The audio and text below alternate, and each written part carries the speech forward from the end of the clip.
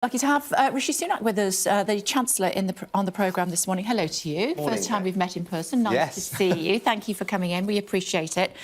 Lots to talk about. Do want to talk about overseas aid, though. It's dominating the newspapers today. The Archbishop of Canterbury has called it shameful and wrong that you're cutting it to 0.5%, and it would lead, according to one of your colleagues, to 100,000 preventable deaths. How does that sit with your religious beliefs? Well, I think this is about trying to focus on the priorities that the British people have at a time of enormous difficulty for our economy and public finances. I set some of that out yesterday, which your viewers will be aware about. We're facing an economic crisis, the likes of which we haven't seen. And in that context, I wanted to get on with delivering on the priorities that people have, and whether that's better public services, with new hospitals, better schools, safer streets, also delivering an infrastructure investment that we haven't seen in decades to really transform this country. And in order to do all of that, I had to make some difficult choices, of which aid was one of them. And what we've said is, given the situation, we won't meet the 0.7% target.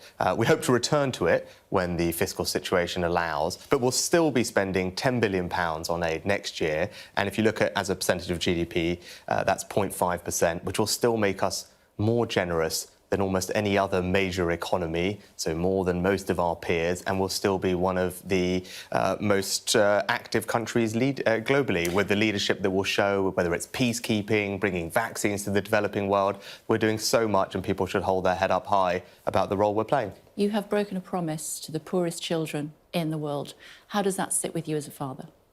Well, actually, if you look at what we're doing to help some of the poorest children in the world, take something called Gavi, which is the multilateral organisation which provides vaccinations and immunisations against infectious diseases. That's 75 million children. We are the largest donor internationally to that effort. I say we do more than our fair share. We set an example to other countries around the world. If you look at whether it's our European peers or Canada or the US, as a percentage of GDP, we'll be spending more than all of them next year. We also express our leadership and our values through other things we do. We obviously had a very significant defence settlement recently, the largest increase in defence spending in 30 years, and that helps us do humanitarian work around the world, particularly peacekeeping. So when I look at it across the board, again, I feel very good about the role that we're playing to tackle the world's most difficult problems. This is one part of it, and it's right, given the context, to make sure we prioritise. That's what we've done. You have to change the law in order to cut money to those that are most deserving around the world. What message does that send to other world leaders? Well, actually, the existing law that we have does have a set of provisions in it which allow for temporary difference from the aid target, given the circumstances. But you're changing the law, so I'm guessing it's going to be for more than 1 year. Well, it's just because the economic outlook is so uncertain. I'm sure you've covered that elsewhere in the programme. We're dealing with such economic uncertainty.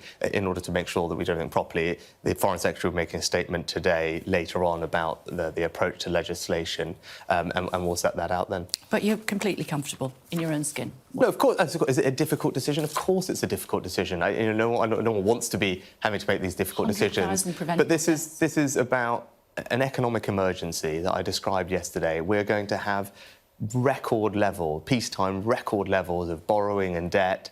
The economy is in a very difficult. Well, I think that's the part I think is wrong. I don't think anyone could characterise our level of support for the poorest countries as turning our back. We'll be spending more as a percentage of GDP than France and Canada, the US, Japan, Italy. What we do as a nation. What it means to us in the world standing, that we are saying that actually, you know what? We're not going to spend that money. But what does that then say? 100,000. Well, what does that say, Kay? If that's the case, all these other countries that spend far less than we do, if you had them here, would you say to them? Well, would you say? You have to look at yourself in the mirror in the morning and think, because of what I've done, 100,000 people could. Well, equally, you could get pretty much any other leader in here from any other country and say, well, you guys are making a choice not to do what we're doing. Sitting here, representing I'm very proud, and I stand here very proud of this country's contribution to tackling the world's most difficult problems, helping the world's poorest, and making a difference on the issues like climate change. And there's lots of things that we do as a country. People should feel enormously proud. Just take coronavirus. That is the most pressing pressing issue at the moment. It is.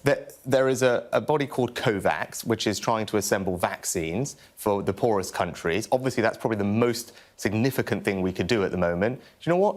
We're the largest donor to that body. It's called the Advanced Multilateral Commitments, Market Commitments, that gets vaccines into these countries. We are the country that is doing most. Yeah. So all your viewers watching should feel very good about the role that we're playing. I suppose they might say it shouldn't be either or. Public sector pay freeze, 1.3 million key workers, police officers, firefighters and the like. You are a very wealthy man. What does it say to those workers who are struggling when you say, you know what, you're going to have a pay freeze this year? Well, we've talked about the economic and fiscal context already. So given that context, I also then had a look at what's happening between the public and private sectors. And what we knew coming into this crisis, there's already a disparity with public sector wages generally higher than private sector wages. And then that difference... TUC disagrees with that, of course. That difference, well, that's what the official statistics say. They say once you take weight in experience and age... With the greatest respect, the latest figures from the Office of National Statistics that we have for 2019 show that even when you take into account characteristics and pensions, there was at least a 7% pay premium for public sector. That pay premium has certainly widened in the last 6 months, because what we've seen over the last 6 months is private sector wages have fallen by 1%, public sector wages have risen by around 4%. On top of that, people in the private sector are losing their jobs, their hours are being cut, they're being furloughed. None of that is happening in the public sector. Okay. So given the context, I couldn't justify an across-the-board universal pay increase for the public sector. So what we've done instead is taken a targeted approach.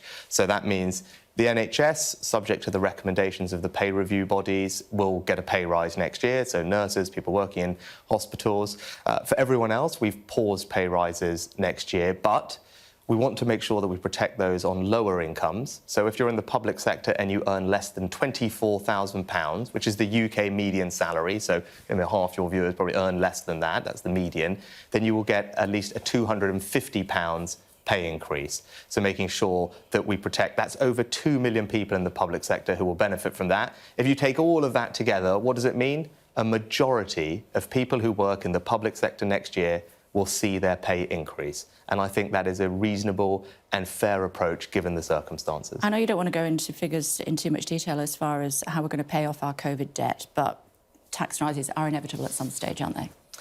Well, yesterday was a spending review. We were setting the budget, and I was very clear when I set out the fiscal situation that what's happening this year is obviously not sustainable. You know that, your viewers know that. It's right to act in the way that we have this year to protect the economy in the medium term, and I'm glad that the Office for Budget Responsibility, who are our independent fiscal watchdog, acknowledged that what we've done has made a difference, and it's made a difference to keeping people in work primarily, which is what we're trying to do. But yes, you're right, that can't go on. Now is not the time to make those decisions because we're dealing with so much uncertainty with the economy. The OBR yesterday presented 3 different scenarios, but once we get through this and we have greater certainty about the outlook, we can't obviously have a situation where we're borrowing this much and debt is going up forever and a day. So an answer to my question? Well, I can't tell you exactly when, but what I can tell you is we do need to restore the public finances to a strong position. Tax rises are inevitable, aren't they? I can't comment on fiscal policy outside of budgets, Kay, and I apologise for that. But what you can get from me... it's not going to come from a money tree, is it? Well, what I'd say is, look, I don't want to get drawn on speculation about taxes. Speculating. Money's got to come from somewhere. Yeah, but when we get to an appropriate point where we have certainty of the economy, we'll look at how best to make sure that we have strong public finances. And the reason for that is simple. I've been able to respond in a comprehensive and generous way during this crisis, in part because of the decisions of my predecessors, which meant that we came into this with a strong set of public finances. I want to make sure whenever the next difficult thing comes along, that the Chancellor can do the same response that I've done, and that will require us to make sure that we get back to that strong position. Maybe when you're Prime Minister, who knows? As far as tiers are concerned, I know that you're not going... If I ask you what tiers people are going to be in, you're not going to tell me. You're going to say that the Health Secretary will tell me that at 11:30. Of course, we'll cover that on Sky News. But I suppose what I would like to ask you is, when we come out of lockdown, will it feel any different? for a lot of people? Yeah, no, I think that is a completely fair question. And you're right, the Health Secretary will make a statement later. The Prime Minister will also do a press conference later today, and we have a Cabinet meeting, which I can get back to after all of this, where we're going to finalise all the decisions. So thank you for bearing with me on that. And you're right, look, this is all enormously frustrating. No one enjoys this, but I think people will see a difference. I think in all cases, you already know shops will be open everywhere, personal care, there's relaxations on what can happen outdoors, communal worship. So all of those things will change, obviously changes to the curfew. So whichever tier you're in, I think people will see a tangible change. That said, if things are obviously not normal, I can't pretend that next week things are going to feel like they were before spring. We are going to have to live with these restrictions as we get through a difficult winter. But because of the hard work and the sacrifices, especially of the last 4 weeks, we're in a much better place. And testing has hugely ramped up, and that gives us, I think, every confidence that we can get through the winter in good shape. Why didn't you mention Brexit yesterday? Well, the negotiations are ongoing, and I think the teams are hard at work. They're working intensively, and I remain hopeful that with a constructive attitude. Hopeful or confident? Both. I'm an optimistic person, but there's a lot of work going on, and I think with a constructive attitude and goodwill on all sides, we can get there. And it's clear what the shape of a deal looks like. And as I said, it requires a constructive attitude. But I think on our part, we've always been very consistent and transparent about what we need, the things that are important to us, why ultimately we voted for Brexit and what needs to be delivered. And, I'm hopeful that the EU will see that the vast majority of what we're asking for are things that they've already agreed with other countries. And we've done that deliberately. And therefore, as I said, I know the teams are hard at work, and let's see. OK, you've got the double whammy of Brexit and COVID to deal with next year. Flippin' heck, it's going to be a hard year for you, isn't it? Well, I hope it can't be any harder than well, it can, because you're still dealing with what the ramifications of this year, and then you've got to deal with the ramifications of Brexit. Yeah, well, you talk about ramifications. Look, obviously, in the short term, especially, it would be preferable to have a deal. But we've put an enormous amount of effort and resource into preparing the country, especially businesses, for the change in our trading relationship, which is happening, regardless of the exact shape of the trading arrangements that we can negotiate.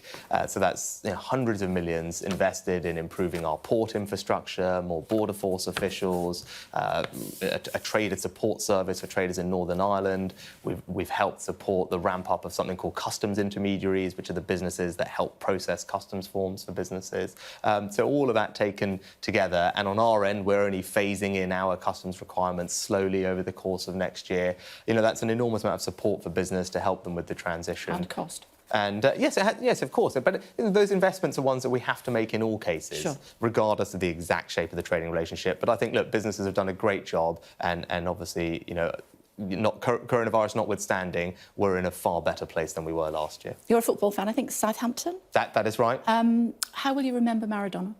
Well, actually, sadly, I was very young when the World Cup happened, so I was only 6 years old, so I can't remember watching it live when all these things happened. But obviously, I've seen it a million times since, and an enormous talent.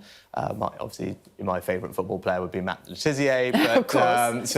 Another mercurial. A lot of people compare them often. Well, as they rightly should, I think, actually. But I think Gary Lineker said that it's in a rare that. You're playing a game and you want to stop and applaud someone who's just scored a goal against you. And, for Gary to feel like that just shows you what an amazing moment that was when he scored against us in '86. But he's enormous talent and obviously a complicated life. But let's remember him for his extraordinary football skills and enjoy watching all his goals. And just before I let you go, just before we were live on air, you did say that the kids could have a dog. Do you want to just repeat that? Because they're probably watching you this morning. Let's hope that they're not. No. You did say that you were going to give in and they could have a dog. I do try and avoid it, and every week or so it does come back. What happened is my wife has switched sides in this debate over the course of the first lockdown, and I think that has done for me. So probably next year that will happen. Yes. I'm trying to push it off. But OK, kids, you're having a dog, Dad said. No, definitely not. They should not be watching. It's good to see you. Thank you too. Thank you very much. Thank you.